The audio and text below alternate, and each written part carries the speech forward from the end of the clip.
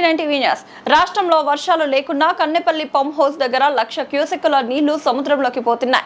కరువు ఉన్నా వర్షాలు పడకపోయినా గోదావరిలో ఎప్పుడు నీళ్లుండే ప్రాంతం తెలుసుకుని కేసీఆర్ ప్రాజెక్టు కట్టాడు. కన్నెపల్లి ప్రాజెక్టులో 2 పంపులు ఆన్ చేస్తే కాళేశ్వరం ప్రాజెక్టు వల్ల రాష్ట్రమంతా నీళ్లు పారి సుభిక్షమవుతోంది. అంటే అధిక వర్షపాతం పడితే ఫ్లడ్ ఫ్లోతో నీళ్లు తీసుకోవచ్చు, వరద కాలువతో, ఎస్ఆర్ఎస్పీ వరద కాలువతో. సాధారణ వర్షపాతం పడితే ఎస్ఆర్ఎస్పీ నుంచి, కడెం నుంచి, ఎల్లంపల్లి నుంచి నీళ్లు తీసుకోవచ్చు.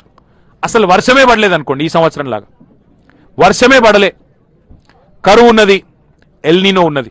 అయినా సిడబ్ల్యూసి లెక్కల ప్రకారం ఎక్కడ దొరుకుతాయి నీళ్లు తెలంగాణలో అంటే గోదావరి మీద ఇక్కడ. ఇప్పుడు ఎక్కడైతే మనం కూర్చున్నామో కన్నెపల్లిలో అక్కడ దొరుకుతాయి.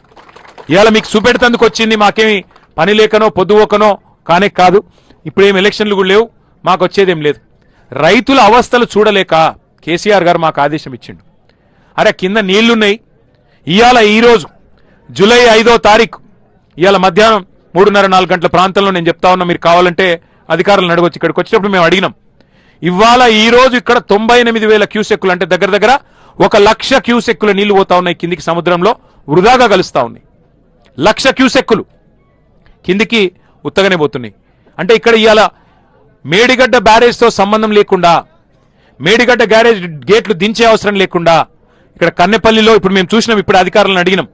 కన్నెపల్లి పంప్ హౌస్ దగ్గర గేట్లు చూసినాం. ఇప్పుడే మేము కన్నెపల్లిలోకి నీళ్లు వస్తున్నాయి బ్రహ్మాండంగా. ఆ గేట్ కాడ నీళ్ళ ఎక్కడుంది, ఏ హైట్ దాకా ఉందని చూసినాం. 97 మీటర్లకు ఇలా నీళ్లు నిండున్నాయి.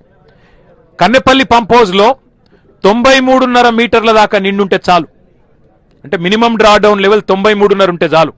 మీరు జస్ట్ ఆ గేట్లు, కన్నెపల్లి పంప్ హౌస్ గేట్లు ఎత్తితే పంప్ హౌస్ లకు నీళ్లు పోతాయి, బటన్లు ఎత్తితే నీళ్లు. ఇవాళ ఫస్ట్ బెనిఫిషియరీ మా కరీంనగర్. నిన్నగా